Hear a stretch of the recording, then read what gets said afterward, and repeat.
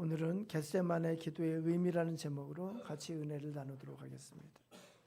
오늘 36절 시작에 이에 이렇게 시작합니다. 이에 예수께서 제자들과 함께 이렇게 말씀합니다. 여기 이에는 뭐냐면은 여기 이 본문 바로 앞쪽에 보면은 제자들과 마지막 만찬이 끝났어요. 마지막 만찬을 하십니다. 그래서 이에는 제자들과 마지막 만찬이 끝난 후에 마지막 만찬이 끝난 후에 예수님께서는 제자들과 겟세마네 동산에 기도하러 가십니다. 가시는데 그 중에서 세 사람 31절에 보면 베드로와 세베대의 아들 두 아들 이렇게 됩니다. 세베대의 두 아들이 누군가요? 요한과 야고보입니다. 그렇죠? 그래서 베드로, 야고보, 요한 세 사람과 딸이 따로 이제 데리고 기도하러 가십니다. 근데 38절을 보면은 내 마음이 고민하여 죽게 되었으니 그렇게 말합니다. 무슨 일이 있어서 그러실까요? 무슨 기도를 하시기에 고민하여 죽게 되었다고 그렇게 말씀하실까? 39절에 보면은 얼굴을 땅에 대시고 엎드려 기도하여 이르시되 이 잔을 내게서 떠나게 하옵소서. 그러나 나의 원대로 마옵시고 아버지의 원대로 하옵소서. 이 잔이 무엇일까요? 포도주잔일까요? 물잔일까요? 이 잔이 무엇이고 이 잔 안에 들어있는 것이 무엇이길래 39절에 아버지여 만일 할만하시거는 이 잔을 내게서 지나가게 하옵소서.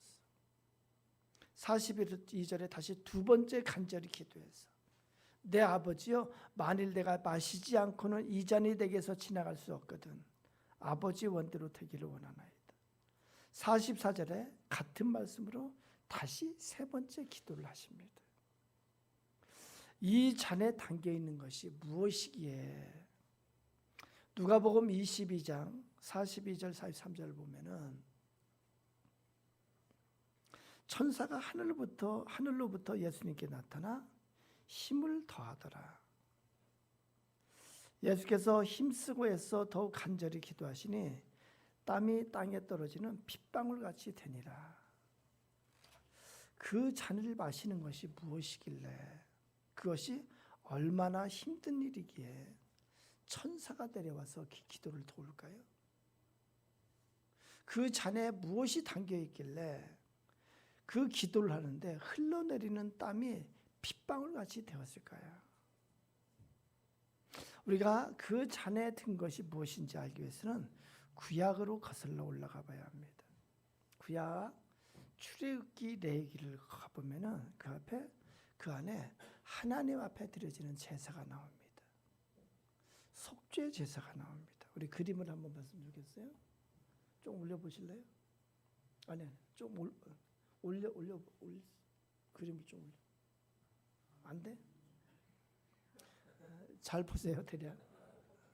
성막이고 성막 앞 뜰입니다. 여기가 이제 제사를 지내는 곳이에요. 그리고 보면은 저 앞쪽에 번제단이 있고 여기 잘 안 보이는데 여기 뭔가 재물을 갖고 와서 거기에 이제 손을 얹고 기도하는 게 있고 이 앞쪽에 이게 물두멍이 있고 그렇습니다. 다음 그림 볼까요? 이렇게 재물을 이렇게 데리고 와가지고 제사 드리는 사람이 그 재물 위에다가 안수하고 기도를 해요. 다음 그림이요. 물두멍입니다. 그리고 이 물두멍 앞에 들여와서 양의 목을 따고 피를 받고 각을 뜨게 돼요. 그 다음에 번제단에 올려놓고 완전히 태우게 됩니다. 제사에 드릴 제물이 양이나 소인데 제사 드리는 자가 제물을 번제단 앞에 끌고 와서 제물인 양에게 안수합니다. 그리고 그 머리에 손을 얹고 자신의 모든 죄를 그 위에 전가합니다. 그 양의 머리에 그 제물 위에 자신의 죄와 자신의 죄값, 형벌과 저주와 모든 심판을 거기에 전가하게 됩니다. 그리고 나서 제사장에게 넘깁니다. 그러면 제사장은 물두멍 옆에서 양의 목을 쳐서 피를 다 받게 됩니다. 그리고 껍데기를 다 벗겨요. 그리고 배를 갈라서 내장과 똥을 다 끄집어내요. 그리고 씻어서 또한 각을 뜨게 됩니다. 각을 뜬다는 것은 사지의 마디마디를 다 잘라내는 거예요. 씻어내고 그것을 다시 다른 제사장에게 넘깁니다. 그럼 제사장은 그것을 살아있을 때 형태로 번제단 위에 정렬을 합니다.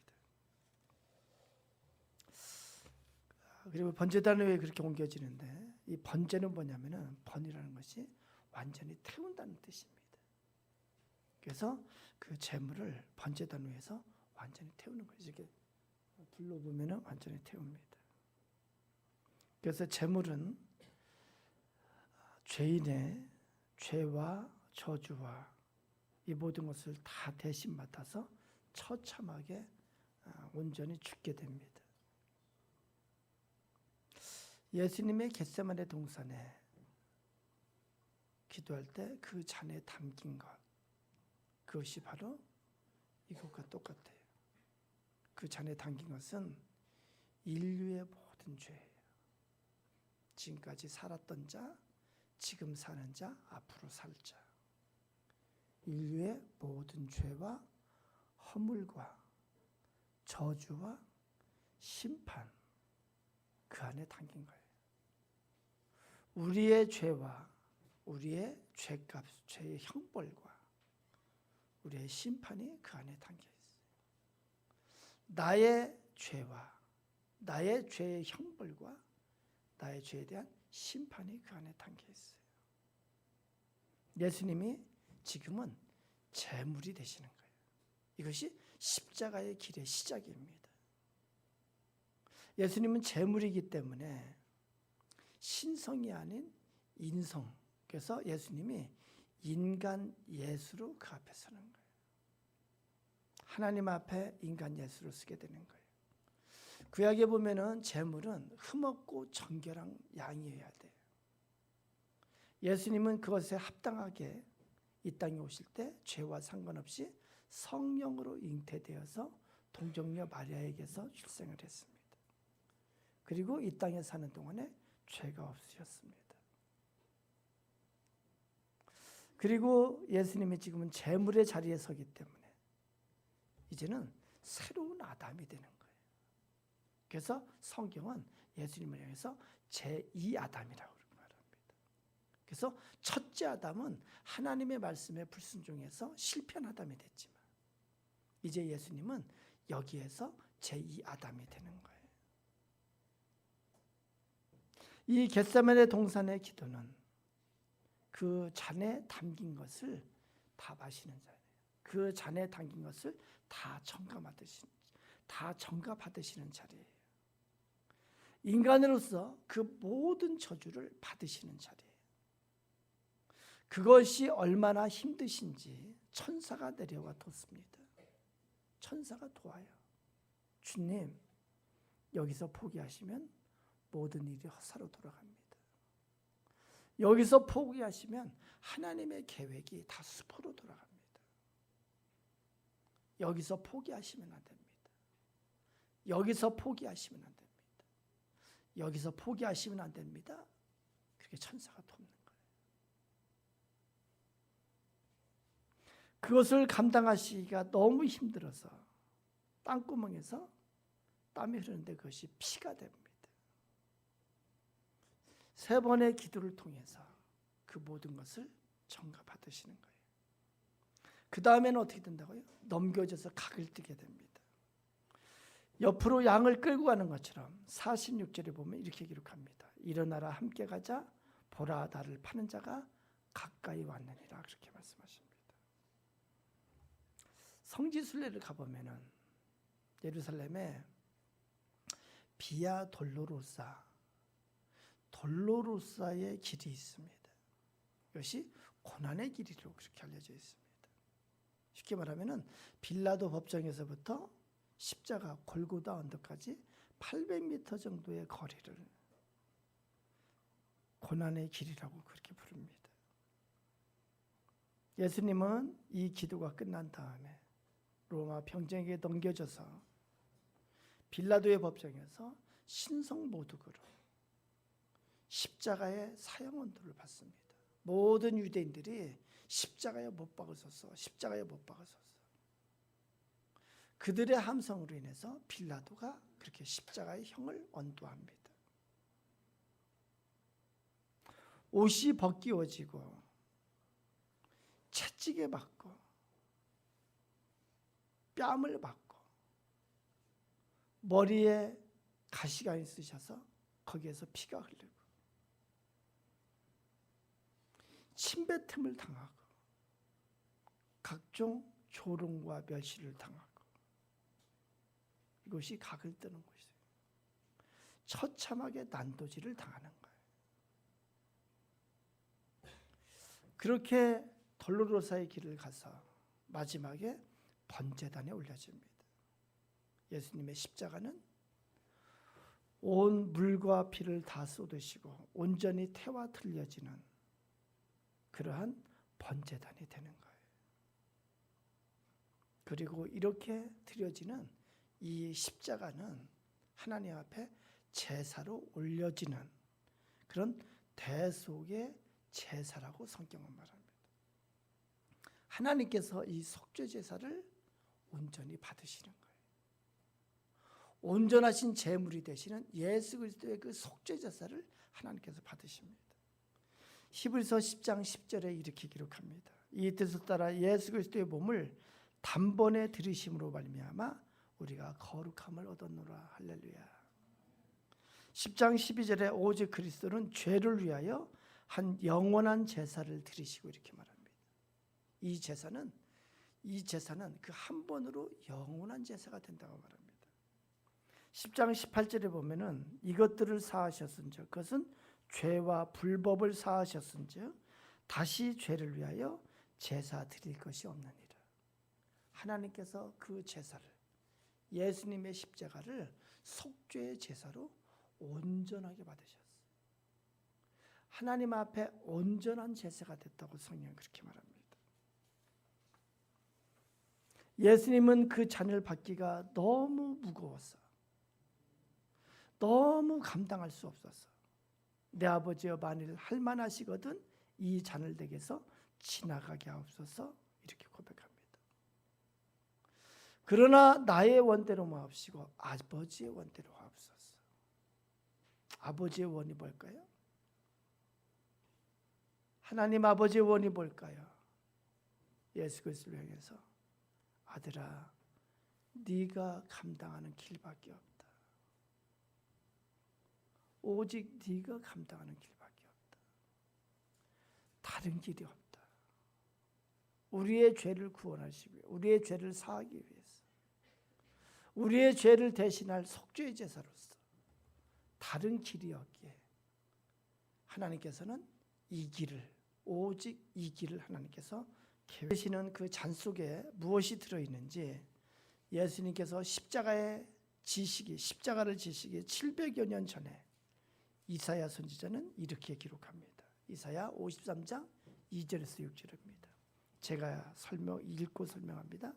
2절입니다. 그는 주 앞에서 자라나기를 연한 순 같고 마른 땅에서 나온 뿌리 같아서 고운 모양도 없고 풍채도 없은즉 우리가 보기에 흠모할 만한 아름다운 것이 없도다. 이건 뭐냐면은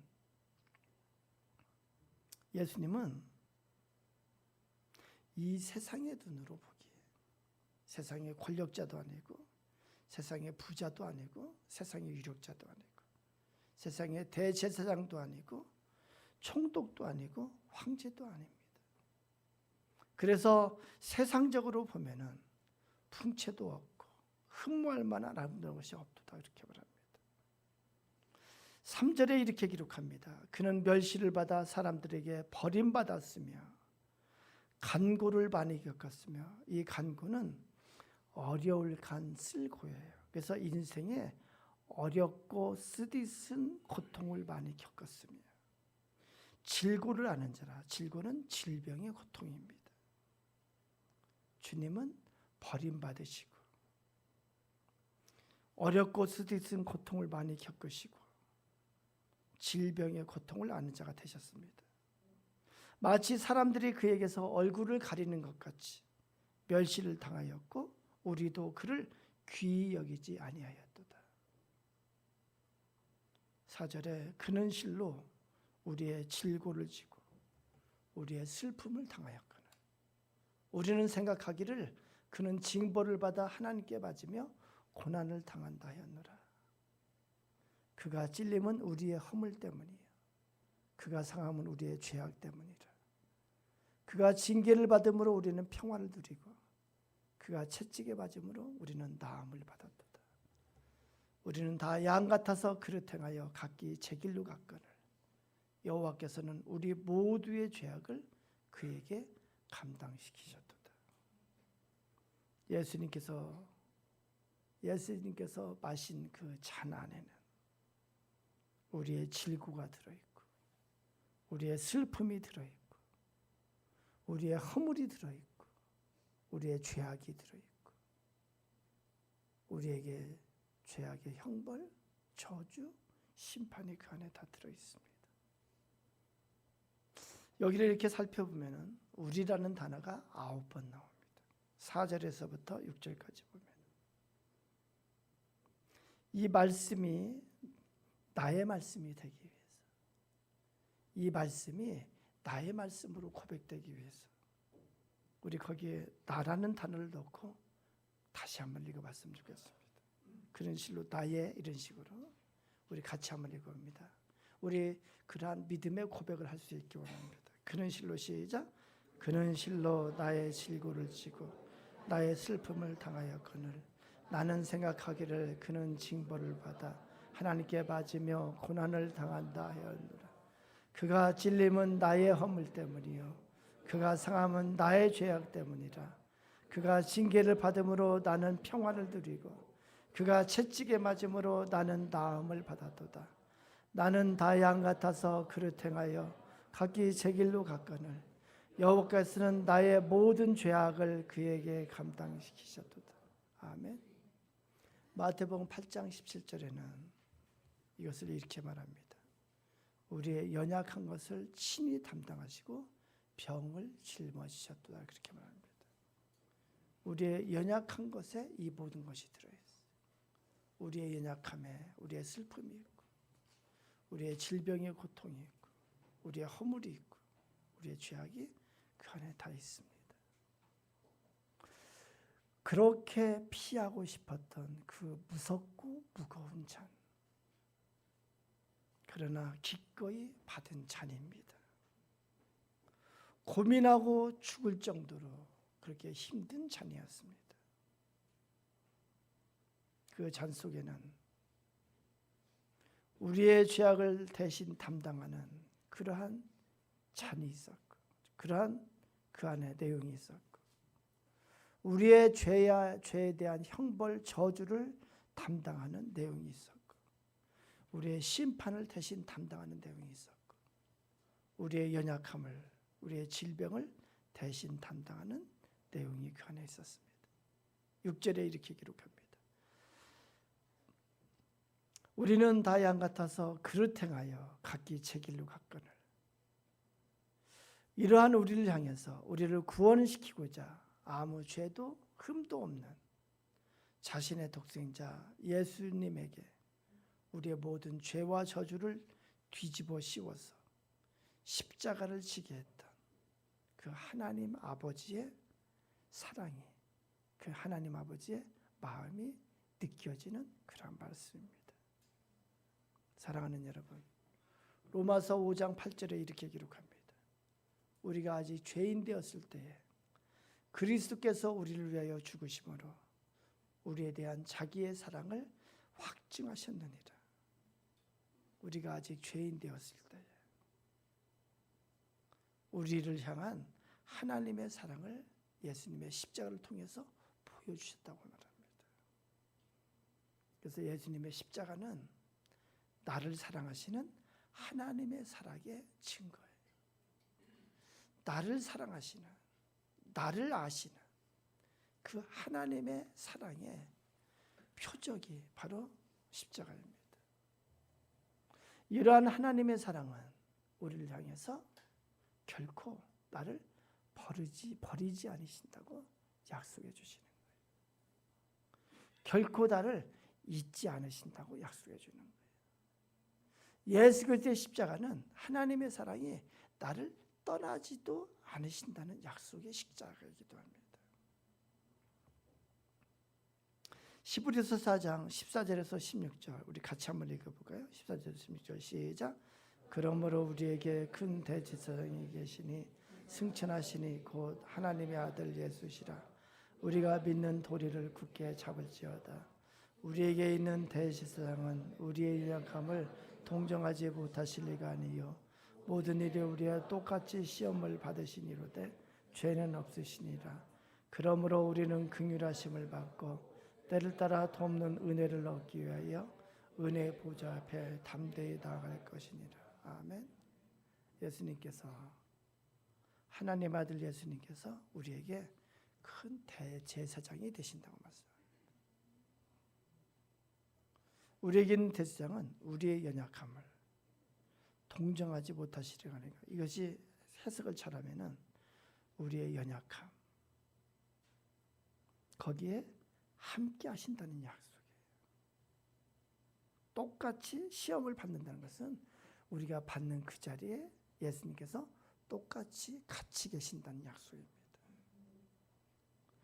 나의 고통의 자리, 나의 질병의 자리, 나의 슬픔의 자리, 나의 문제의 자리, 그곳에 주님께서 같이 하신다고 하는 약속이에요. 할렐루야. 16절에 우리는 어떻게 해야 될까요? 우리는 때를 따라 돕는 은혜를 얻기 위해서 은혜의 보좌 앞에 담대히 나아갈 것이니라. 은혜의 보좌 앞에 어떻게 나갈까요? 그것은 예배의 자리를 통해서 나가요. 기도의 자리를 통해서 나가요. 사랑하는 여러분, 오늘 말씀이 오늘 예수님의 겟세마네의 기도의 자리가 우리가 2020년을 살아가면서 우리가 붙잡는 그 자리가 되기를 축원합니다. 나의 모든 죄값을 대신 받으시는 자리, 나의 모든 저주를 대신 받으시는 자리, 나의 모든 심판을 대신 받으시는 그 자리, 그리고 우리가 2020년을 살아가면서 매일매일 은혜의 보좌 앞에 나아가는 그러한 한 해가 되기를 축원합니다. 때를 따라 돕는 하나님의 은혜가 우리와 같이 하신다고 약속하셨습니다. 2020년 하나님의 은혜로 살기를 축원합니다. 하나님의 은혜로 살기를 축원합니다.